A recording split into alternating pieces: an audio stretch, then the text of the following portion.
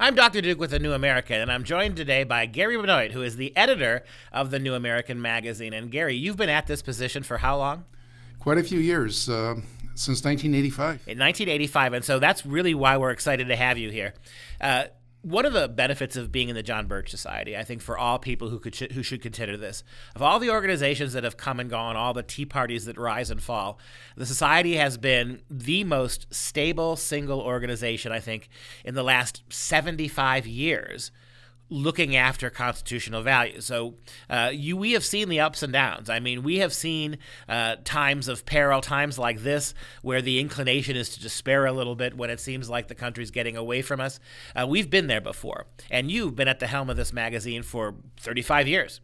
So let's start a little bit by talking about what glimmers of hope. What can we say as lifelong Birchers, people who have followed the Society? What can we say about this that we've seen before, things that we can overcome, things that we can rebound from?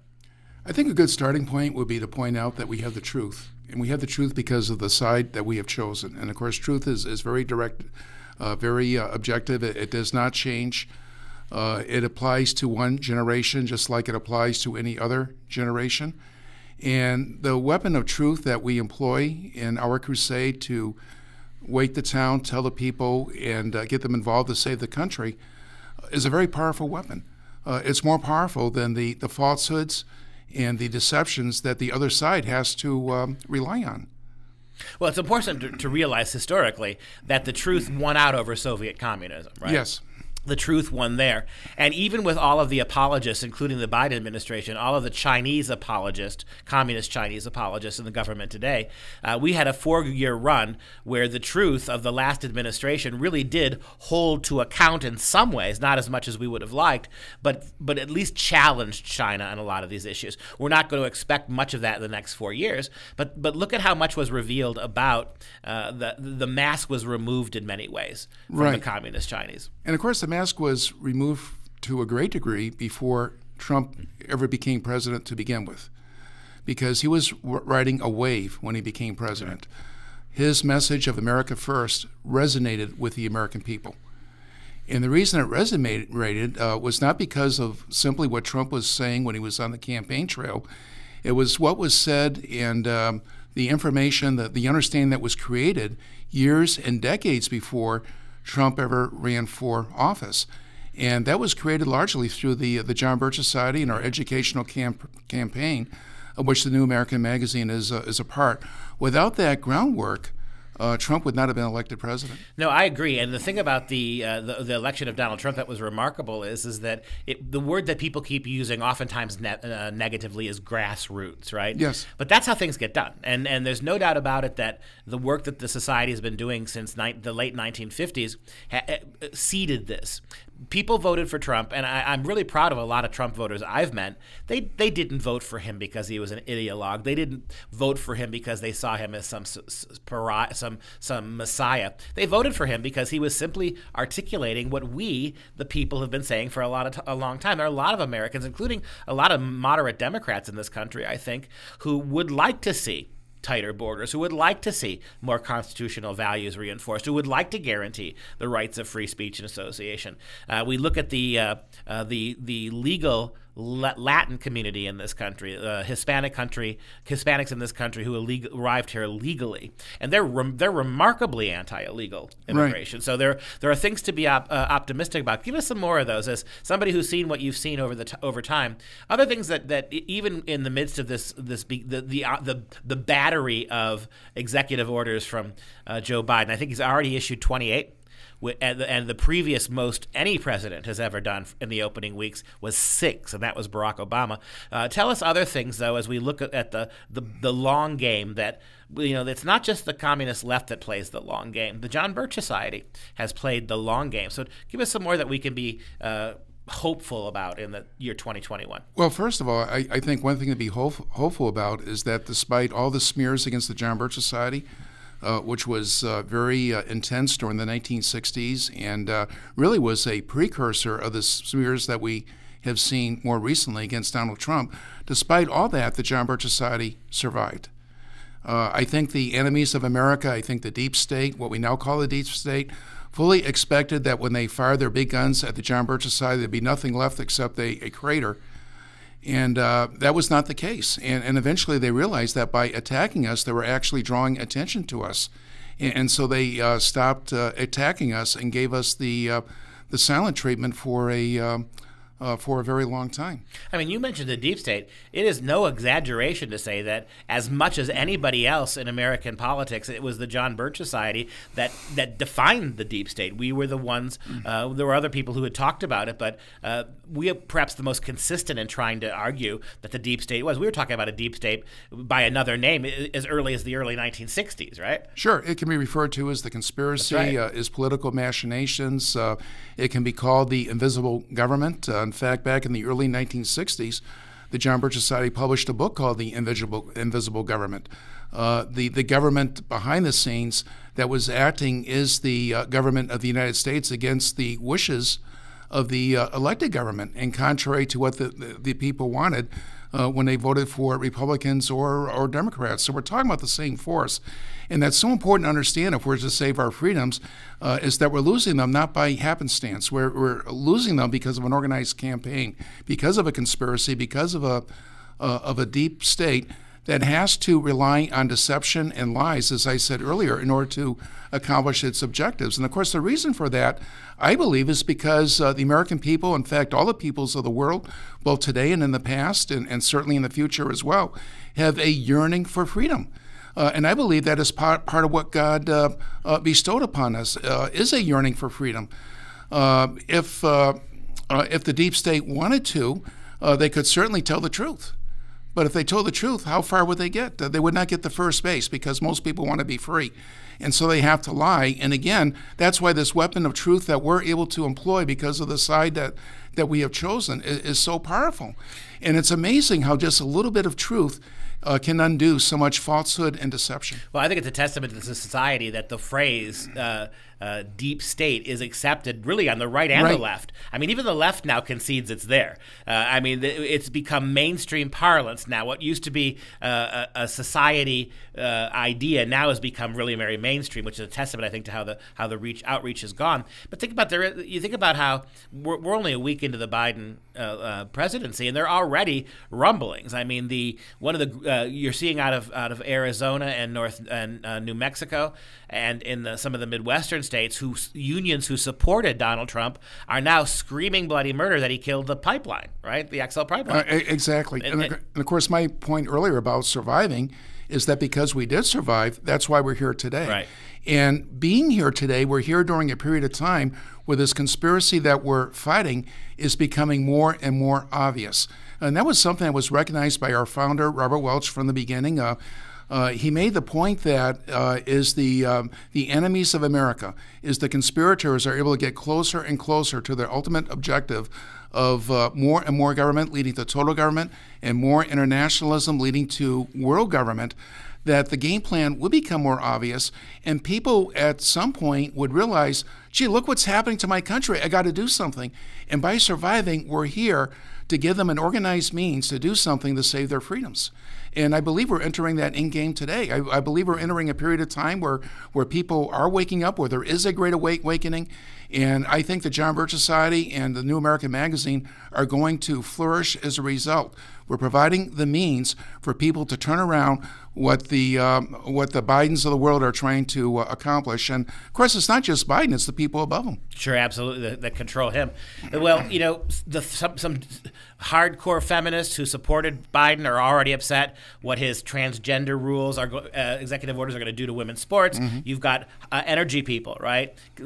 Liberal energy people now who are rebelling against, within a few days, what he's done with the pipeline. So, sure. You know, as you say, thanks in large part to the society, even more people and more people on the left who do care about freedom and do want to be free themselves, however much they wouldn't mind seeing conservatives enslaved, they begin to, the hairs on the back of their neck begin to stand up. And so we can guarantee people, I think, and get that guarantee from you, the editor, that the New American is going to keep doing this kind of cutting-edge work over the next 10, 12, 20 years. Absolutely. And of course, we're going to save our freedom, or we're going to lose our freedom as a group, is the American people as a whole. It's not a case of one person's freedom surviving and the others other person's being lost. Gary Benoit, editor of the New American Magazine, thank you for your time today.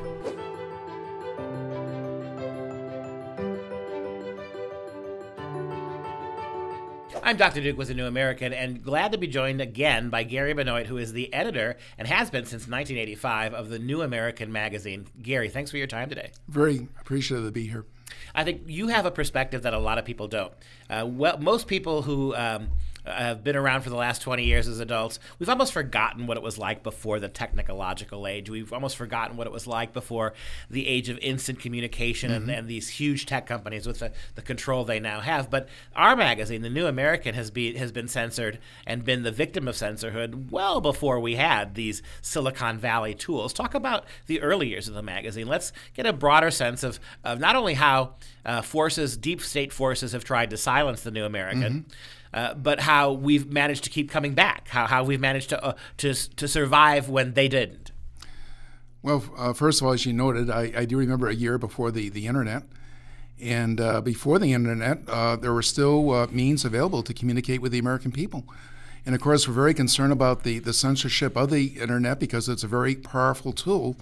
But it is exactly that. It's simply a tool.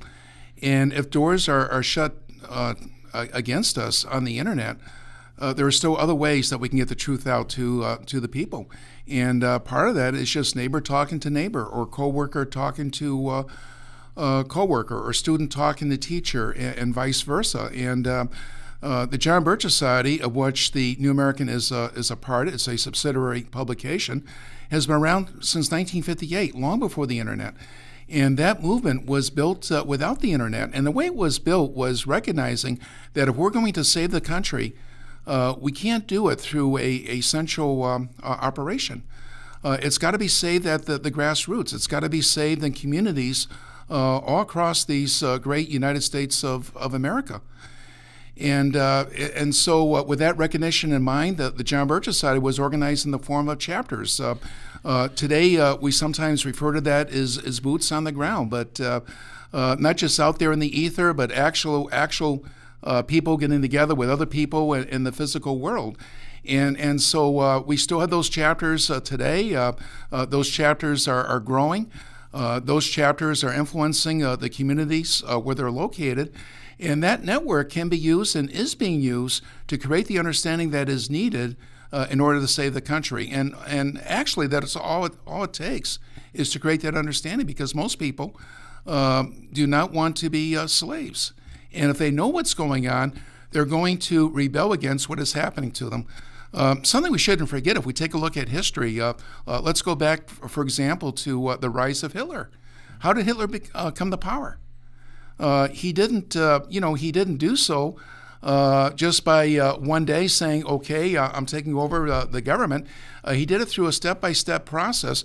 He did it through beguiling the German people, and he was able to do so because the German people did not have adequate understanding to realize that he was selling them slavery under different banners, under false banners such as what he called National Socialism.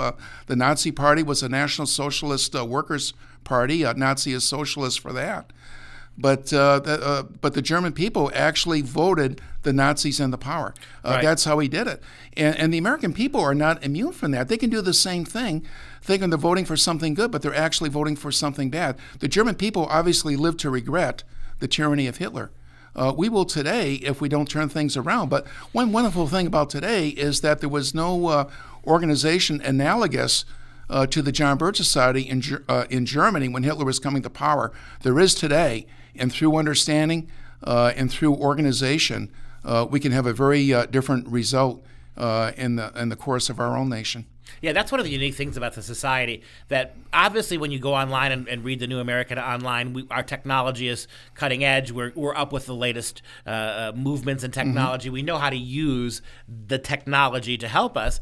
But we have very wisely, the society has chosen to not sell out to technology. So many organizations, both on the left and the right, have become simply media organizations. And that the problem with that, as we've seen recently, all it takes is for corporations to put a little pressure, or for the president of Twitter to be offended by something you say, and they pull the plug. What they did to Parler, for instance. I mean, Parler was a completely social media platform. They had no backup. There was nothing else they were able to do. They were trying to create an alternative to the left-wing media, and they've been unplugged. You can't unplug the John Birch Society. No, if tomorrow they were able to get our magazine scrubbed from the internet, we would have the operation on the ground. We would be able to continue to print for ourselves and distribute for ourselves in spite of the internet. Yes. And we would be almost as strong as we are now. Right. And the reason we would have that organization on the ground is because we already have it. But I also want to point out that even though in one way it is very distressing to witness the loss of our freedoms, such as the freedom of speech, regarding what is happening on the internet, as you put it, Duke, being unplugged on the internet. But in another way, that should give us hope too. The fact that the people who oppose what we're doing feel compelled, they feel the need to unplug us. Now, why is that? The reason, obviously, is because they're afraid of what we're saying. They're afraid of the truth, and they can't argue. On a level playing field, people censor because they can't win arguments. It's as simple. You go back all the way to the days of the Demosthenes and the Greeks, right? You censor because you can't win a logical argument. And as a university professor, I see this. These kids come to college from high school now, highly radicalized. They say all the right things, deeply invested in a left-wing worldview, but it's a house of cards. You get them in a classroom and you ask them, for rationales or to explain themselves or to justify it, and they crumble. They have nothing. It's almost like a complete facade. And so I know this since 1958, the society has been doing that. They've been piercing the rather thin fog of the deep state. To bring a kind of truth and a clarity to what's going on. Education has always been the key of the John Birch Society. Right. Now, you mentioned about Greece, so I'd like to move a little bit further up in history from Greece, and that would be Rome, and in particular the advent of Christianity. And just imagine, Duke, being one of those early Christians, and let's say you're living in Rome. And underground, largely. Underground in the catacombs, and you're being persecuted. Christians are being fed to the lions. At the time, it's considered a very small sect. Actually, it was considered kind of an outgrowth of the Jewish religion, or a very small sect of people who broke away from that religion. And you're being persecuted by the most powerful empire that has ever existed up to that time. Now, consider that Christian living under those circumstances in that day. I wonder what he would have thought is to the chances of Christianity surviving. I wonder what he would have thought is to the chances of Christianity flourishing. And I wonder what he would have thought that Christianity would have outlived the Roman Empire. In fact, not just outlive it, but the Roman Empire changing and becoming the Christian Roman Empire. I mean, who could have imagined that? And and we are today going to wring our hands and say we don't have the opportunity, we don't have the ability to save our freedom, and how horrible that we're living in this state today. What if we were living then? I mean, how dare we say that? I would think our chances are much greater. Now, admittedly, it took God's help.